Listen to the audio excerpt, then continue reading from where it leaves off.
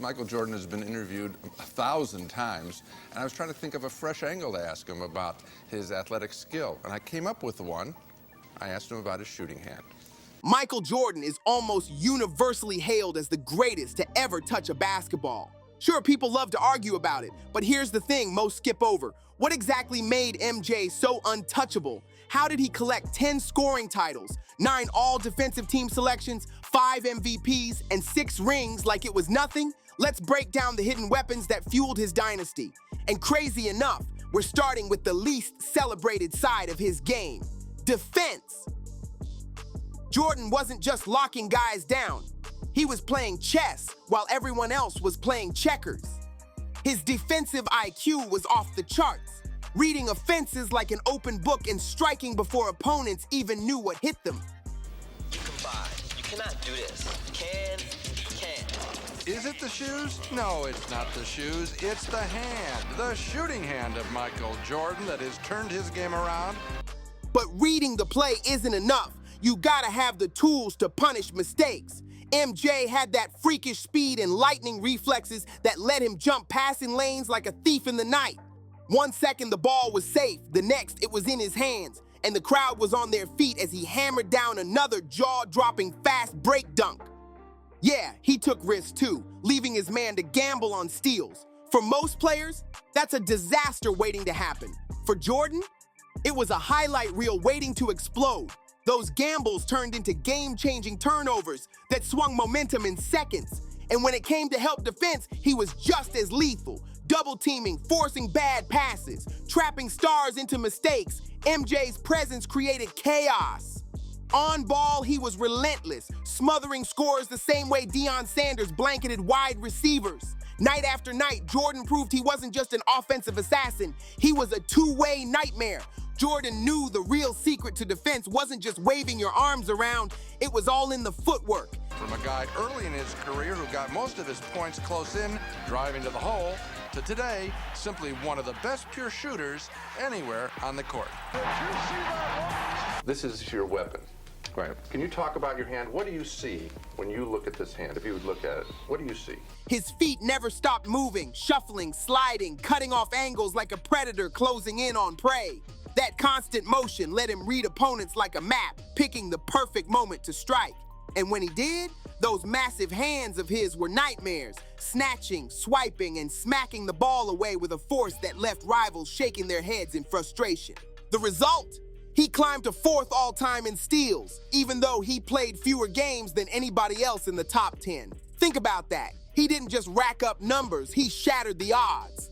And as if that wasn't enough, MJ had another weapon guards weren't supposed to have, shot blocking. For someone his size, it was straight up unfair. In his early years, he was like a free-roaming hawk circling above, waiting for his chance to pounce. The moment a shooter thought they had a clean look, bam! Jordan's reflexes turned their shot into a highlight rejection. His freakish vertical made him look like he was flying, deflecting shots that no guard in history should even be able to reach. But this wasn't luck. In terms of It's skill. well, I have a wide thumb away from my first finger, which gives me the grip of grabbing the ball and being able to move the ball. And it's like having a paintbrush to a certain extent, being able to create, if you can move the ball and move your instrument to an extent that it's pretty different and very rare in this game. His basketball IQ was savage, studying an opponent's feet, their eyes, their habits, then timing his moves so perfectly it felt supernatural. Time and again, he'd appear out of nowhere, swatting shots from behind before the offensive player even realized the danger. And then came the wars with the Detroit Bad Boys. Those playoff battles forced Jordan to evolve, building his body into steel. He took the hits, the elbows, the cheap shots, and instead of breaking, he came back stronger. That transformation turned him into a defensive monster, bullying players in the post, a force even enforcers like Meta World Peace had to respect. Even years after his prime, when Michael Jordan suited up for the Washington Wizards, defenders still couldn't believe the raw power he carried. Meta World Peace himself once said Jordan's strength was on a different level, even greater than Kobe Bryant's. And that's coming from one of the toughest enforcers the league has ever seen. That sheer physical dominance was part of what made MJ such a nightmare on defense. Dr. J did this. Dr. J had, if you ever notice Dr. J's hand, his thumb is so far away from this finger, which gives him a better grip and a wider span so that he can pick a ball up off the dribble and do anything that he wants to do with it. I don't know, I have very long fingers. I can sense. With that elite strength, Jordan controlled the post like a bouncer at the club. Nobody was getting past him without paying the price. He'd hold his ground, shove scorers off their spots, and shut down plays before they could even develop. Offenses crumbled under the pressure, ball handlers trapped in tight spaces, coughing up turnovers, while Jordan turned defense into offense in the blink of an eye. And it wasn't just fans saying this, it was legends. Jerry West, the literal NBA logo, and one of the sharpest basketball minds ever, flat out said Jordan was the best on both ends of the floor. That's not just praise, that's gospel. Imagine being so dominant that one of the greatest evaluators in basketball history puts you above everyone else, offensively and defensively. To really understand MJ, you gotta split his career in two eras. The young Jordan, a wild animal, attacking the rim with reckless aggression, fearless drives, and highlight dunks that left defenders embarrassed. One of his nicknames was the Black Cat, and it fit because he struck with lightning speed, claws out, ready to finish at the rim. Later in his career, the evolution was just as dangerous. That jump shot, deadly. His post-up game, unstoppable. A good shot and a bad shot. If it comes off these three fingers, I feel good about the shot. If it comes off these two, then my mechanics got screwed up somewhere. I just thought of a funny thing. Did anyone ever analyze your palm? You know how they do palm reading? Do you ever have your palm reading? No. That would be You know, cool. sometimes I kid and say, hey, this is how I got my name, Michael, M. I check for both of my hands, and I got M in my hand. Wow. Jordan didn't just rely on athleticism, he rewired his game, proving he could kill you in more ways than one. Defenders didn't know what to do with Michael Jordan. Give him space, and he'd bury you with that icy mid-range jumper, money every single time. But crowd him too close? That was even worse. He'd explode off the dribble with insane acceleration, crossing defenders up, hitting them with his filthy stutter step, and flying past them like they weren't even there. This mix of unpredictability, skill, and pure willpower made Jordan a defender's worst nightmare from the jump. And when he drove inside, it wasn't smooth sailing. Waiting for him were the giants of the paint. On location here today in Phoenix, Arizona, and as promised, Michael Jordan will join us before he goes back to watch some football, get some rest, and get ready for this Suns game tonight. Good, I need it too. Well, Michael, that was quite a shot you got at the end of the LA game. I thought you had a good view at the hoop, and that was all set to go down too. I was very surprised that I got that open of a shot. I think everyone knew I was going to get the ball and probably had the shot, but my legs are a little weak as everybody else's, and I wish I had that shot over again. I figured your arm might be a little bit tired after 40 field goal attempts, 54 points in a game. I mean, that's the first time you've really broken loose as an individual, but I know you'd trade a couple of those in to get that last shot. Yeah, we don't like to get in that circumstance. It's not too many games. I mean, I feel that when everybody's contributing offensively, those nights are very, very rare, and I think it kind of wore me out in the third quarter going into the fourth quarter. I think everybody was kind of... Before the defensive 3-second rule came along in 2001, centers could camp under the rim all night, ready to take his head off. They played physical, they played dirty, and they played to knock him down. But MJ, he thrived in that chaos. His very first NBA game told the story. He went up for a dunk, got hit midair, crashed to the floor hard. Most rookies would have hesitated after that. Jordan, he got up and turned it into fuel, attacking the rim with even more fury. That moment lit a fire that never burned out. What made him unstoppable was that freakish vertical leap. Big men thought they had him trapped, but he'd just rise higher, gliding above them like gravity didn't apply. Time and time again, he put 7-footers on posters, humiliating them on national TV. Those dunks weren't just 2 points, they were statements, a reminder that no matter how many giants waited in the paint, MJ was fearless, and he was coming right at you. When Michael Jordan couldn't just rise up and dunk over you, he'd slice you apart with finesse. His touch around the rim was unreal, soft, smooth, calculated. He mastered angles like a pool shark, spinning the ball high off the glass from impossible spots, making defenders look helpless. As the league's scoring king, MJ attacked from every angle, left side, right side, it didn't matter. And to dominate like that, he had to be lethal with both hands. He drilled it over and over until finishing strong with either became second nature. Reverse layups became his signature trick, slipping past giants and finishing with either hand like a magician. Whole highlight reels exist just for those plays because nobody made them look that easy. And then came the part of his game that felt supernatural, hang time. Throwing me the ball, and they kind of got passive, and when I did get tired and I couldn't make shots, they didn't have the confidence to take their shots, and that kind of hurt us down the stretch. Tell me what you were thinking about when you were going in for that jam, and with Magic over there on the sideline. Were you thinking about what you were doing? I was thinking too much. I knew in my mind I think I was going to throw it off the backboard as I did in Miami 2 years ago, and I just got so damn anxious with the ball that I just couldn't grab it, and I kept trying to grab it, and next thing you know, it's just gone. It was really embarrassing, but everybody makes mistakes. Well, more often than not, it works the other way around, and we've got a roll here of some shots that you have made at the end of games. This is getting to be a habit now, isn't it? You got one against Detroit that we're going to see in a second, but this is against those Lakers in the playoffs in Game 3.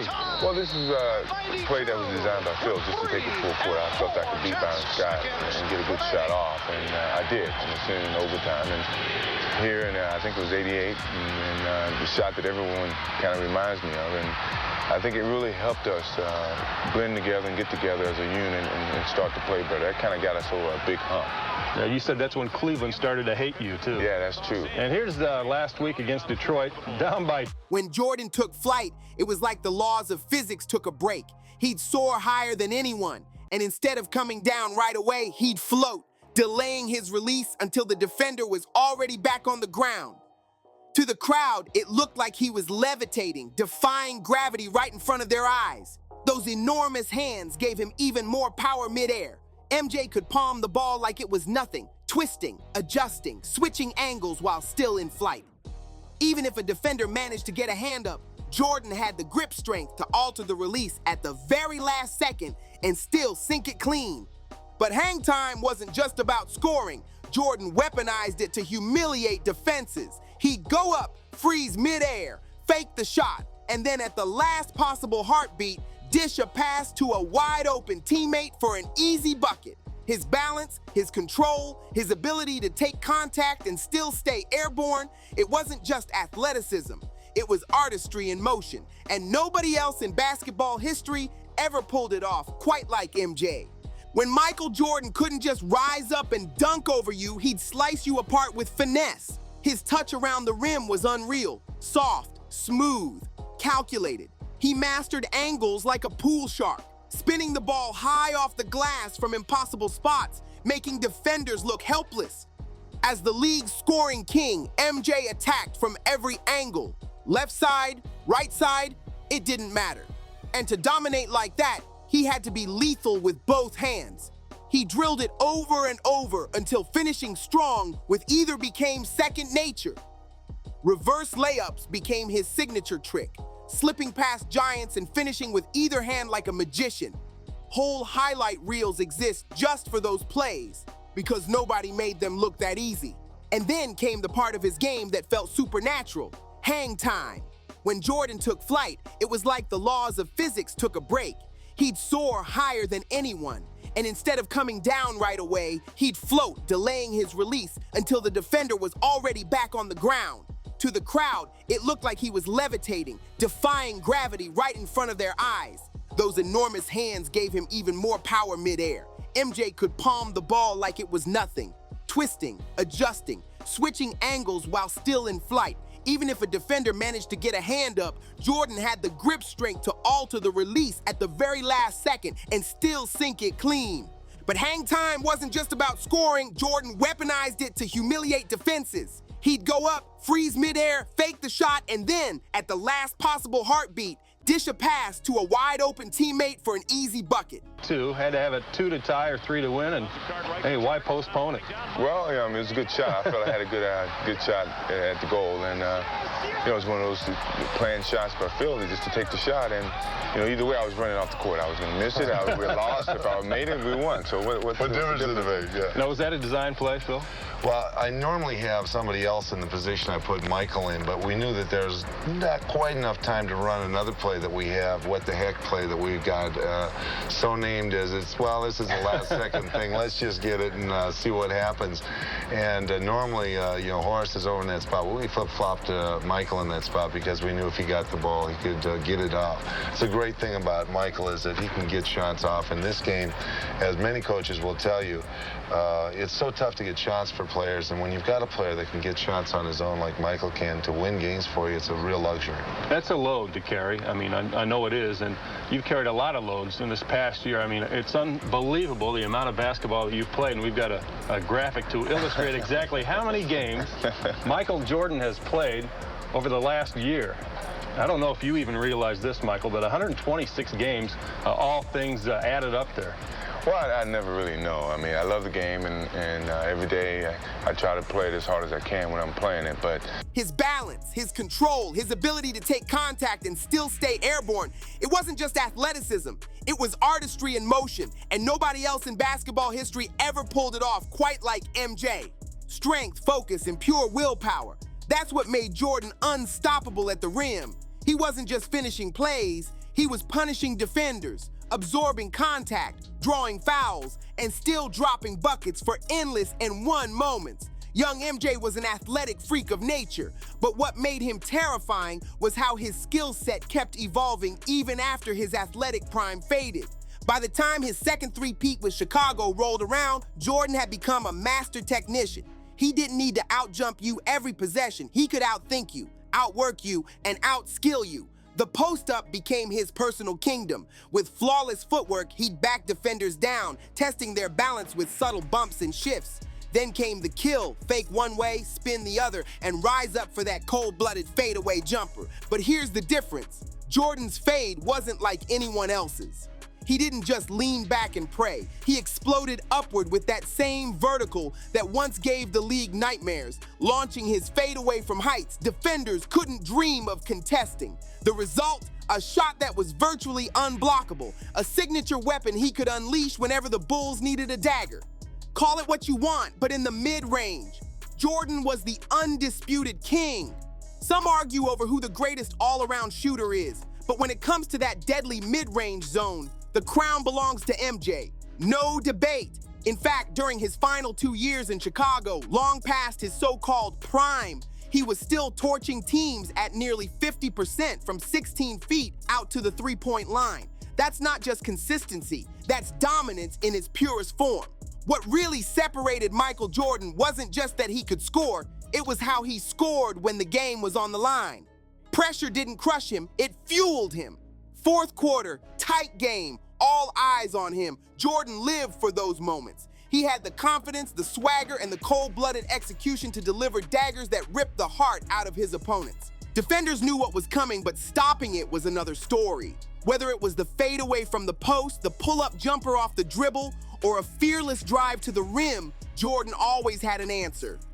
That's an unbelievable graphic. I mean, I imagine if I didn't play basketball profession, I'd probably play 126 games anyway, so it really didn't make a difference. You know what all the reporters are asking me? Well, you said in training camp you're going to start Michael slow, and, Michael did come in a little bit, and, he was talking about not playing until December, and now here you guys are in a roll, and, it looks like Michael really has a love for the game back again. How'd it come back so fast, Michael? Well, I think, when they asked me about coming back and playing in preseason in Barcelona, I had a very negative thought about that, and I didn't really want to think about it. But once I got back and I saw the guys starting to sweat, and the appetite of basketball started to come back, my appetite came back, and I was anxious to get out there. And I know Phil felt that he was going to start me off slow, but he knows once I get out there and I start playing, it's no slow in my game, and I kind of picked up the rhythm, and next thing you know, I'm back in the flow of things. So we don't want to leave out the important stuff here. What about And the worst part for defenses? He made it look effortless, like the game slowed down just for him while everyone else panicked. His legendary killer instinct became the stuff of nightmares for entire franchises. Teams would spend all season preparing for the Bulls, only to watch Jordan dismantle their best defenders one bucket at a time. The double teams, the traps, the physical fouls, none of it worked. Jordan thrived in the chaos, and when the moment was biggest, he demanded the ball. Clutch wasn't just a stat for MJ, it was his identity. From playoff buzzer beaters to finals daggers, Jordan repeatedly reminded the world why he wasn't just a star. He was the standard. And every time he delivered, the legend grew bigger, the myth stronger, and the fear in defenders' eyes more obvious. To really understand how absurd Jordan's dominance was, look at this. Kobe Bryant and LeBron James, two of the greatest scorers we've ever seen, never managed a season shooting better than 46% and 45% from that mid-range zone. Michael Jordan, he owned it. His post-game sucked defenders in like a magnet, leaving guys like Steve Kerr and Tony Kukoc wide open on the perimeter for dagger threes. Running the offense out of the low post, MJ was the ultimate leader for the triangle system. He wasn't just scoring, he was orchestrating, dissecting defenses, and forcing opponents into impossible choices. That's what made him different. The baby watch. Juanita's expecting very soon. You're going to be a dad again. Yeah, I'm looking forward to that. I told her, hopefully she can have it when I'm in town and I can be there. But I told her that I probably wouldn't miss the game. But once the game was over, I would come home and hopefully be there for the, for her support. But I'm looking forward to it. Hopefully it's a girl this time. And I have two beautiful kids now, and the third, hopefully, it's going to be as beautiful as my other two. Well, good luck with that. We wish Juanita good luck with that, too. I hope it works out. We're home. She's home. Everything goes well. I hope so. All right. Thanks for hanging around, Michael. We appreciate it. Get some rest and get ready for Charles. I'm sure you'll need it. I think we will. All right, Michael Jordan. And when we come back, we'll talk about the Bulls' chances of going on to win a third consecutive championship. Frank Layden has some comments on that, and you'll hear those as we head out to break. By the later stages of his career, every single move he made was surgical. Every dribble, every pivot, every fake had a purpose. There was no wasted motion, no empty flash, only cold, calculated destruction. Jordan's greatness was never a mystery. Sure, his athletic gifts were freakish, but his real power came from fundamentals sharper than anyone else's. Strategy that broke defenses apart, and a killer instinct that never wavered. He wasn't just Air Jordan, the high flyer. He was the most complete, most skilled, and most dangerous player basketball has ever seen. So now it's your turn. Where do you rank MJ all time? Drop your thoughts in the comments, hit that like button, subscribe for more deep dives, and share this with a friend who still doubts Jordan's GOAT status. We'll see you in the next one.